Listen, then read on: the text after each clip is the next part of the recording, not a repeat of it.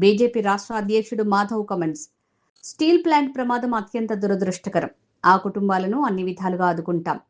దేశంలోని అత్యంత సురక్షిత స్టీల్ ప్లాంట్లో ఇలాంటి ఘటన జరగటం బాధాకరం.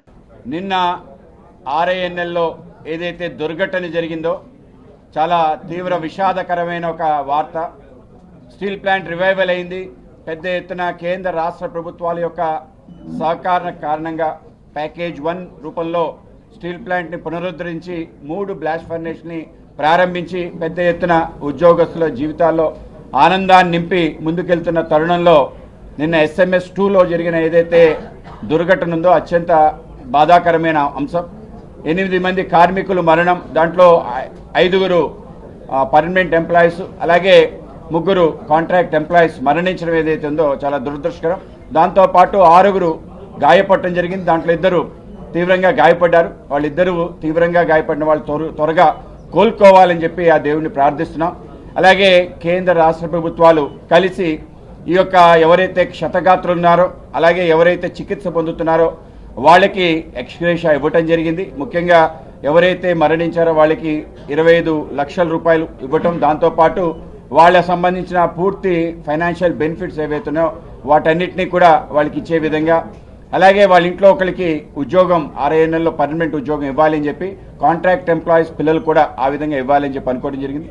అలాగే వాళ్ళకి హౌసింగ్ సదుపాయం కూడా కలిగించాలని చెప్పి నిర్ణయించడం జరిగింది. ఆ విధంగా ఆ ప్రకటన చేశారు.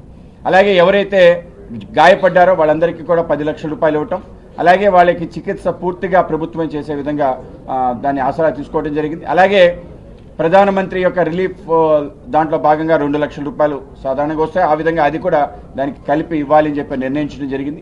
అలాగే ఏదైతే ప్రమాదానికి కారణమైన అంశాలు ఉన్నాయో వాటన్నిటిని కూడా నిన్ననే స్వయంగా ఉక్కు శాఖ మంత్రి కుమారస్వామి గారు వచ్చి అక్కడ మొత్తం దాన్ని పరిశీలించడం జరిగింది. అలాగే మా యొక్క డిప్యూటీ మంత్రి గారు శ్రీనివాస్ వర్మ గారు వచ్చారు. అలాగే కేంద్ర పౌర విమానయాన శాఖ మంత్రి రామ్మోహన్ నాయుడు గారు కూడా అక్కడే ఉన్నారు. అలాగే హోమ్ మినిస్టర్ అనిత గారు కూడా అక్కడే ఉన్నారు. మిగతా మంత్రులు అలాగే పల్లా శ్రీనివాస్ గారు కూడా అక్కడే ఉండి పర్యవేక్షణ చేస్తున్నారు. వాళ్ళ పెద్దలందరూ కూడా దానికి సందర్శించి రావటం జరుగుతుంది. అలాగే ఎందుకు జరిగిందని ఉన్నత స్థాయి దానిపైన విచారణ చేయటం, దేశంలోని అన్ని స్టీల్ ప్లాంట్స్లో అత్యంత సేఫ్టీ స్టీల్ ప్లాంట్ RINL. అయితే ఇటువంటి సంఘటన 2012లో జరిగింది. సుమారు 30 మంది మరణించారు. సో ఆ విధంగా అప్పటి నుంచి ఎప్పుడు కూడా ఒక సంఘటన జరగకుండా ఆ భద్రతా ప్రమాణాలు పెంచుతూ వచ్చారు. అయితే నిన్న జరిగిన చాలా దురదృష్టకరమైన సంఘటన కనుక ఆ యొక్క సంఘటన నేపథ్యంలో అనేక విలువైన కుటుంబాలు వాళ్ళ యొక్క ఆసరాన్ని కోల్పోవటం ఏదైతుందో అందరినీ కూడా బాధ కలిగించింది. కనుక ఏదైతే 12 సంవత్సరాల యొక్క సెలబ్రేషన్ చేయాలనుకున్నాం వాటిని పోస్ట్పోన్ చేయడం జరిగింది. ఆ విధంగా త్వరలో దీనికి సంబంధించిన డేట్స్ అనౌన్స్ చేయడం జరుగుతుంది.